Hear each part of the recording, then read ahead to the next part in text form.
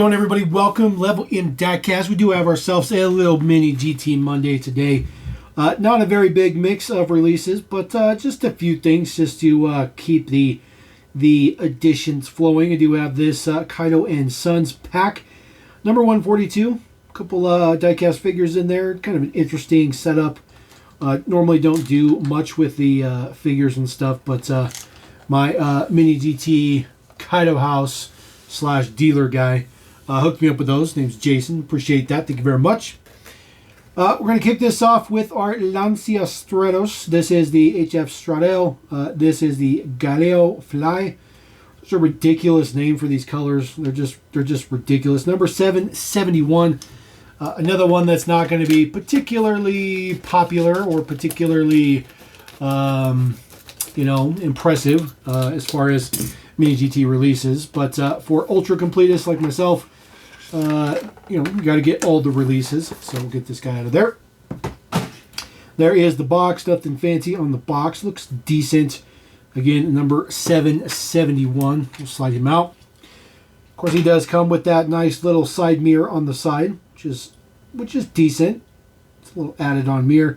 Details on the front look good. This one happens to be headlights up, which is very, very nice. Most of them have been headlights down, so just breaking up the monotony just a little bit. The wheels are fantastic. The wheels look really, really good.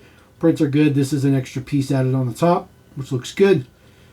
Prints in the back, mini GT quality. Lensed taillights on this particular model. Muffler looks average. Looks like a muffler.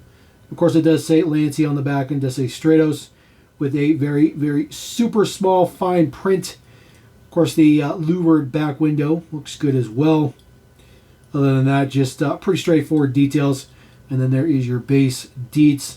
Should you want to check out some base deets. So set this guy to the side. So if you guys are curious about the Hot Wheels, that's the previous video. You can go check that out if you want to.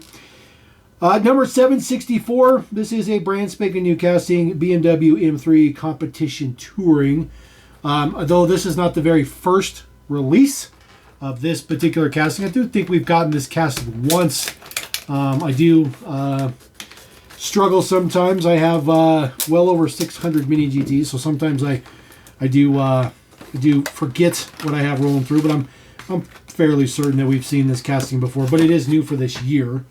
So there is the deets right there. Isle of Man green metallic. This looks pretty fancy. Again, 764. We'll put it on the other side. This is a really, really good color. Really, really good color. Really like this color. Really digging it. Prints look fantastic. Finish of the paint looks fantastic. There is your front deets. Of course, your BMW symbol above those ridiculously huge kidneys. But it looks good. Of course, in competition wheels in black. And then there is the deets in the back. Carbon fiber splitter on the bottom. M3 on the plates. Lens taillights on this guy as well. Side mirrors look pretty good as well. So another pretty average, straightforward release, but very, very good. Like I said, I do believe we've seen one color of that before. It may have been a red, potentially.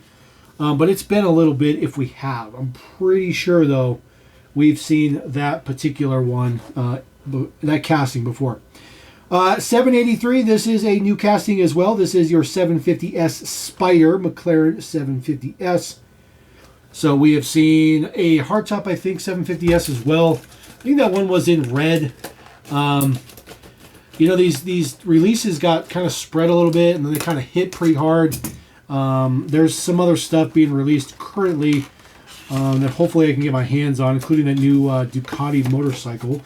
But it's getting a little difficult to remember all the releases because I haven't really been paying too much attention to the cases. 750S Spider in Mantis green. This one, 783. We'll put this guy on the other side, kind of break up the green and green. So we'll get him popped out. Yeah, I'm pretty sure the previous one that we saw was a hardtop, but don't quote me on that one. There is our 750S in Mantis green.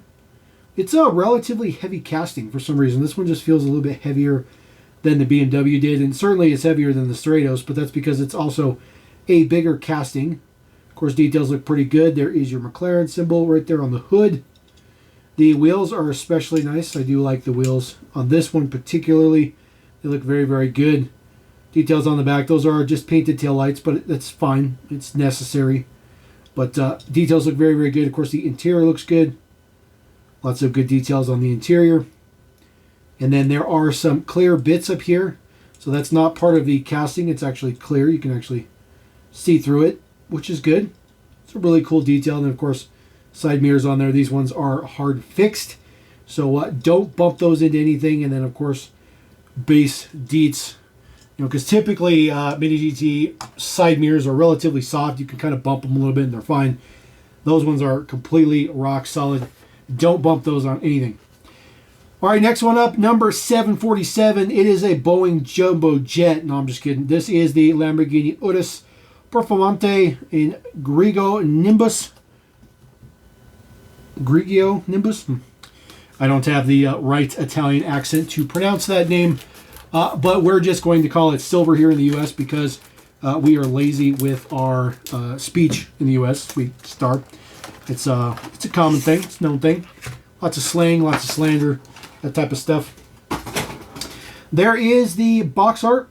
Just another Urus. This is nothing new. Again, 747 is the number.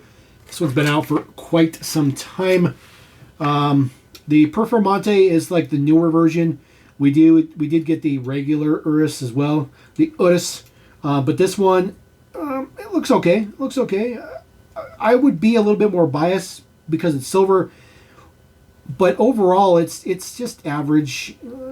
I mean, the Urus is just average. It's just average. It's just an average. I don't know. It's just an average SUV, but this one looks good though. I do like the silver. I am biased towards the silver. It does have lens taillights, which is pretty good. Lamborghini there on the back looks pretty good. Some carbon fiber bits kind of spread throughout, which is interesting. I like the quad tint exhaust. I like the way that looks. I like the way it comes out of the bumper. Very, very, very cool. And then, of course, this one, see, these side mirrors are nice and little rubbery, a little soft. So if you bump into them, you don't have to worry about breaking them off. But, you know, pretty basic base on there. But this one is definitely, I would say this is the best of the Performantes just because it's silver. And I am super biased when it comes to stuff like that. I just am. I like silver. Silver cars look good. All right, last regular release for MiniGT models. This is the latest GTR Liberty Walk in all of its ridiculous color glory. Number 742. This is the Silhouette Works GT35 GTRR version 1 LBWK Kuma. This one's kind of cool. It's kind of cool. You know, the shocking thing for me, which most people probably won't agree with me unless you're like a real big Liberty Walk fan, the amount of Liberty Walk GTRs that they have done are insane. And you would think that, you know, you'd be super tired of seeing them, but I'll be honest with you, like, I'm excited to see this one. I think the deco's a nice little refresh on it. Yes, we've seen a ton of this version 1. It's pretty common. 742 is the box. Kind of cool. It says Liberty Walk up there too. It's kind of cool box. Kind of different. Not super different, just a little bit different. But yeah, you'd think you'd get a little bit old with these, but not me. I think this one looks great. The chase of this one actually has blue colored wheels. The same blue up here for the wheels for the chase version, which is pretty cool. So details look good. Prints are fantastic. Extraordinaire MiniGT quality as you expect. A couple of canards on the side lens headlights on this one. GTR has a front mount on there. Just the fine little prints look good. Even the windshield banner looks good. LB Performance, LB Works R. Just the details all over this thing look good. I think the wheel choice is good. This isn't a bad kit. I prefer the chassis mounted wing, but this one's not bad. Details in the back look good. This is flat black, by the way. The diffuser is flat black, and then base deets there just says made in China, because of course it is made in China, and of course these are soft as well. So we'll throw those there. Now, that is it for the normal Mini GTs, but I do have 3 Kaido House releases. And no, there won't be chases in these. I know you guys are always asking, like, oh man, I hope you get a chase. There's no chases in here. The vendor I buy from, the chases are not available, so don't get too excited. Because there'll be no chases in here. But This is the latest Pro Street Datsun. Just I don't know, just another release. Not particularly fancy. This one looks average. I do like the fact that this one just, for me personally, if I can get this out of there without damaging something. Man, it's in there super tight. I am sick and tired of this casting, I will tell you. However, I think that this particular deco for this casting, I think that they did a pretty good job. And I particularly like the copper ring around the gunmetal center hubs, which looks very, very, very good. The black, yellow, and green are a nice, break. It just, I don't know, this one just looks good. So I'm pretty happy. Sometimes my vendor doesn't get the Datsuns because they just, there's so many of them that they just don't really sell that much unless you're pretty much a hardcore MiniGT collector, which I'd like to consider myself to be one of those. Kaido House on the plate, 510 on the back, says Datsun on the lip, lensed taillights on there as well. This does have an opening hood. So pop that hood open. There is the Deets. Looks good, boosted. Looks like maybe an SR20. And then there is the colored base, which looks good. And, it's just an average. It's an average version, but I think this is better version of the average versions, if that makes any sense.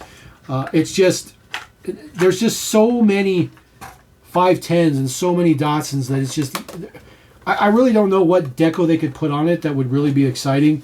They've done Advan, they've done all that stuff, they've done all kinds of Gretties and just about anything else you can think of. So let's see, let's put the McLaren in the front here, since most people don't really particularly care about the Lancia. This is the latest Silverado. This is the Tamiya Kaido House collab for the Clod Buster. This is the it's all right. I don't know. To be honest with you, I didn't even think this was going to be available from my vendor just quite yet. I know it just barely dropped for distribution or whatever in the U.S. because we're a little bit far behind here sometimes. But this one looks average. I kind of wish it was the dually, but at the same time, like, we've gotten a few dualies lately, so I get it. You gotta spread the love around. The one thing that I will tell you about Kaido's is get used to three drops, because that's what they're doing now with hopes of getting up to 4 drops at a time. So could get super, super crazy and super expensive. So there is the Cod Buster. Of course, it says Mud Bog on the plate. Looks good. It says California on there. The front details are fantastic. This truck is just absolutely insane. There is the Deets. So it is a colored base, but you see like around like the exhaust parts, part of the frame, it's like polished. So it's different from the rest of the base. That looks especially nice. I really, really like the way that looks. This base is just insane, by the way. Super crazy. And then wheel choice is very, very good. So then, of course, it has Tamiya and Kaido House on the tire print there for the collab. And then your Cod Buster, of course. Chevrolet on the back, of course, like you saw, it does have an opening tailgate. It's a very interesting opening tailgate. But I think it works perfectly fine. The bumper works functioning. And, of course, you can still use the tailgate. They have a little bit of print there on the top. I guess it's this direction. It does say caution hot. Of course, I don't think there's any exhaust pieces there, but I could be wrong. There is the actual deco. It says a real powerhouse, 4-wheel drive, dual engine, 4-wheel steering. It is none of those, this particular one, but the Cod Buster probably is. So not too shabby. It does have, of course, the opening hood, which has the boosted LS in there. Couldn't tell you which LS that is, but dual boosted for sure. Looks good. I really like this one. I do really like this Chevy truck. I like this Chevy truck better than the Datsuns, better than the Fairladies, better than the R34s. I like it better than all of those. See if I can get this back in there the correct way. Here we go. I do like it more than any other Kaido House casting, except for one. And that's only because I'm biased. And I actually have one for the third release. And that, of course, is the R33. This one happens to be the HKS R33. Really, really excited about this one. Not because of the casting. I've been a little bit vocal about this in the past. Not a huge fan of this casting. I think it's just too much. The R34 is too much. This one's too much. But I think the HKS livery on there really just makes up for the little bit of, well, not a little bit, but the ridiculously over-the-top deco. Now, this is your full-on HKS deco. It even has the green tinted headlights on it, the white wheels as well. So this really hides the god-awful, ridiculous wide body that this model is. It actually looks relatively regular, which is one of the things I like the most about this. It really hides the deco really good. Now, the Gretty one that they did, just the white Gretty, which was actually very, very similar to the Hot Wheels one, that one was good too, because it kind of blended in all the ridiculousness of it, but it's still out there. Still out there. I think that the Kaido models are beyond over the top. I think they're way too much. I really wish they'd tone it back just a little bit. I think the truck is the perfect combination of over the top, but not going down the hill. The rest of these have been over the top, way down the hill. Looks good though. Looks good though. I wouldn't necessarily say this is my favorite one, but that's probably number 2. It's probably number 2. I think the white Gretty is probably my favorite, but this HKS is definitely number 2 on the list. Unless, of course, they come out with just a regular silver R33 with nothing on it, just basic silver. That might be nice too. So, anyways, there you go. Just a little haul. Not very big for MiniGT. There's a lot more drops right around the corner.